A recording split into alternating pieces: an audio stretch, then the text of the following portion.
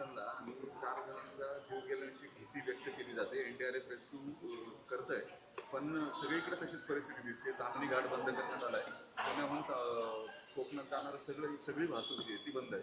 मुंबईला जाणारे सगळे मार्ग पूर्णतः बंद झाले. तुम्ही हे कशाचं द्योतक समजताय? नॅचरल कॅलॅमिटी जरी असली तरी पर्यायी मार्ग नसणं किंवा हेल्पलेस होणं नागरिकांनी मोठी नाराजी व्यक्त करतायत सगळे नागरिक. रेल्वे स्टेशन्सला अडकून पडलेले, एस टी स्टँडला अडकून पडले. नाराजी तर रास्तच आहे, पण सुरक्षिततेबद्दल कोण विचार करतंय? एवढे मोठे इन्फ्रास्ट्रक्चर प्रोजेक्ट्स हे सरकार करतंय.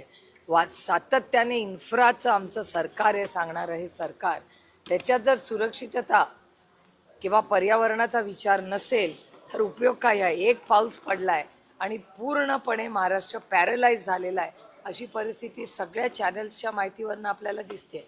आज तुम्ही पुण्याच्या स्टेशनला जा, एस टी स्टँडला जा, शाळा बंद आहे, कॉलेज बंद आहे, हे मी समजू शकते.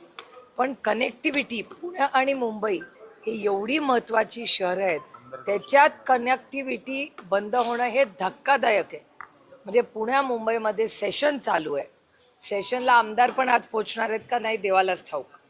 आणि जर आमदार निघाले नसतील तर माझी त्यांना विनंती आहे, जाऊ नका, रिस्क घेऊ नका.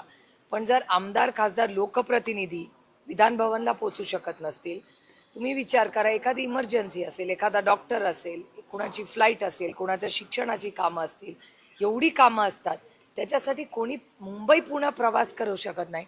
आणि मुंबई पुणे प्रवास करण्यासाठी 3 रस्ते, एक रस्ता नाही आहे, 3 रस्ते. एक ताम्हिणी घाटातून तुम्ही जाऊ शकता, तो बंद. मिसिंग लिंक म्हणे तो बंद. जुना आपला म्हणजे तुमचा कदाचित जन्मही झाला नसेल तेव्हा, आमच्या लहानपणी आम्ही त्या खंडाळाच्या घाटाने जायचो, जुना रस्ता ज्याला म्हणतात, तोही बंद. मग सगळेच रस्ते बंद झाले असतील तर ह्या सगळ्याचं ऑडिट व्हायला नको की? एवढे इन्फ्रास्ट्रक्चर प्रोजेक्ट्स करताना पर्यावरणाचा विचारच या सरकारने केलेला नाही आहे. आणि सगळ्याचे कॉस्ट एस्किलेशन्स आहे, नुसता इन्फ्राचा इश्यू नाही आहे. प्रत्येक आजपर्यंत ह्या केलेल्या सरकारच्या प्रत्येक प्रोजेक्टचं कॉस्ट एस्किलेशन झालेलं आहे. मुंबईमध्ये सुद्धा पावसामुळे मोठं नुकसान होते. कालही 2 जणांचा मृत्यू झाला झाड कोसळून.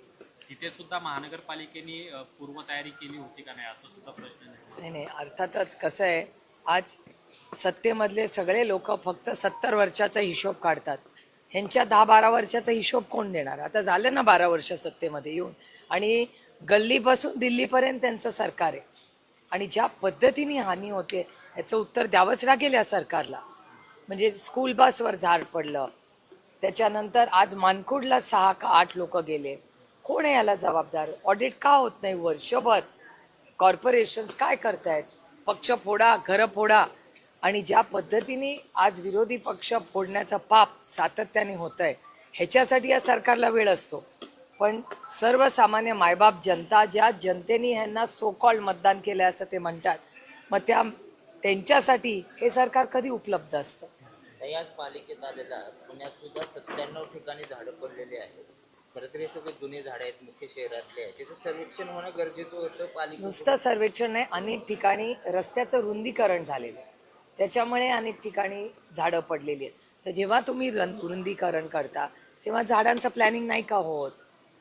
हा पण एक मोठा प्रश्नच आहे ना. म्हणजे ह्यांचं जे प्लॅनिंग आहे, ह्यांचं इन्फ्रास्ट्रक्चर म्हणजे कॉन्ट्रॅक्टरांची लाड, आणि सातत्याने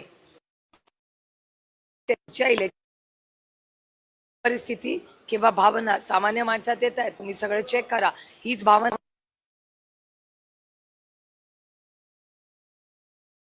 नाही आलेल्या, पण सोशल मीडियावर सगळीकडे एवढीच चर्चा आहे. काही रोहित दादा सातत्याने आंदोलन करतायत, सरकारच्या विरोधामध्ये रस्त्यावर आहेत. 2 दिवसापूर्वी त्यांनी एक ट्विट केलेलं आहे की माझ्यावर आता पुन्हा एकदा कारवाई होऊ शकते. अशा पद्धतीने तुमच्याशी काय चर्चा झाली किंवा काय असू शकतं आणि पुन्हा तेच ईडी हे ते सुरू होईल? आम्हाला आईस म्हणजे इन्कम टॅक्स, CBI आणि ED विरोधी पक्षात असला की हे होतेच.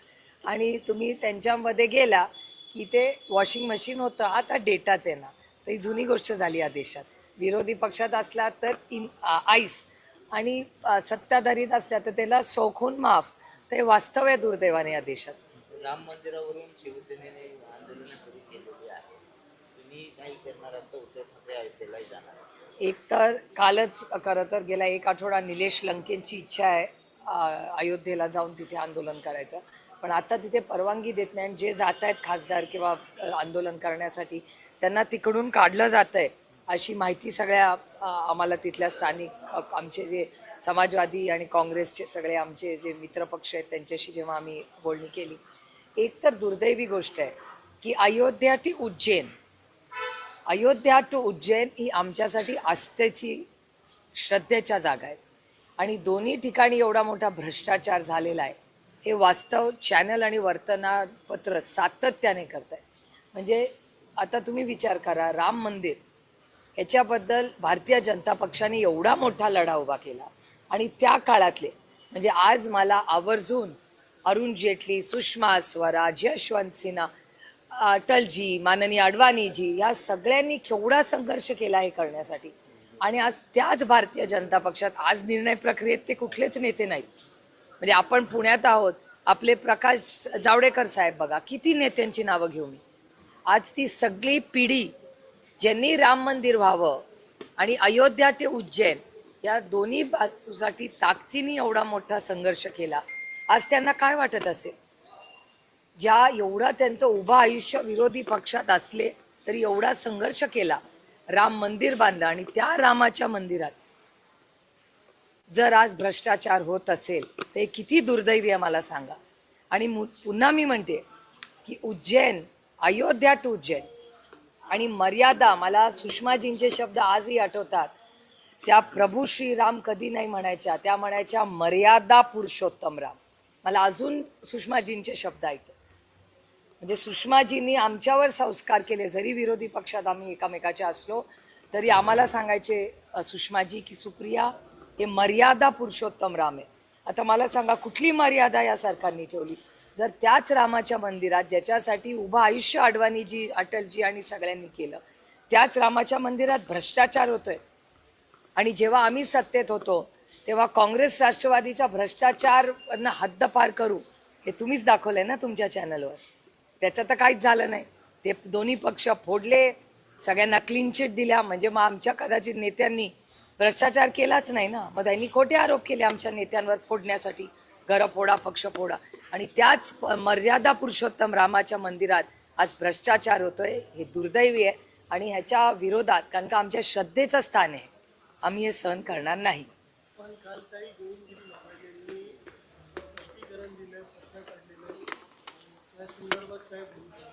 भूमिका कसली? आम्ही वास्तव सांगतोय. आम्हाला जे वास्तव वर्तमानपत्र, टीव्ही, उत्तर प्रदेश आणि केंद्र सरकारचं जे वास्तव टीव्हीवर आणि वर्तमानपत्रात दिसतंय त्याच्यात तुम्ही तर काल व्हिडिओ दाखवले तुमच्या चॅनलवर पैसे लपवताना. ते तर व्हिडिओ काही खोटे नव्हते, तुमच्या चॅनलवर पाहिले आम्ही. याचा अर्थ भ्रष्टाचार मोकळेपणे, दिलखुलासपणे चालला होता मर्यादा पुरुषोत्तम रामांच्या समोर. हे किती दुर्दैवी आहे. आणि मला विचाराल तर म्हणजे मला आश्चर्य वाटते की आमच्या श्रद्धेच्या स्थानामध्ये एवढा भ्रष्टाचार, चिची. याच्यासाठी नाही हो अटलजींनी आणि अडवाणीजींनी एवढा संघर्ष केला. गोविंदगिरी महाराज जे आहेत ते मंदिर उद्घाटनावेळी याचं श्रेय घेत होते. मात्र कालच्या त्यांच्या स्पष्टीकरणात ते असं म्हणतात की मी नामधारी कोषाध्यक्ष आहे, माझ्याकडे याचा कुठला हिशोब नाही, मी प्रवासात असतो, मी प्रवचन करत असतो. याचं उत्तर सगळ्यांना उत्तर प्रदेशमध्ये जे जे कोणी त्या प्रशासनात आहेत त्यांना ह्याचं उत्तर द्यावं लागेल. आणि हा पार्लमेंटमध्ये आम्ही ताकदीने हा इश्यू, आता पार्लमेंट सुरू होत आहे 20 तारखेला, आम्ही हा मुद्दा ताकदीने मांडणार आहे. मी इंडिया अलायन्सच्या मीटिंगमध्ये विनंती करणार आहे की इंडिया अलायन्सनी हा आमचा श्रद्धेचा आणि आस्थेचा विषय अयोध्या टू उज्जैन मध्ये झालेला भ्रष्टाचाराचं उत्तर भारतीय जनता पक्षाला द्यावंच लागेल.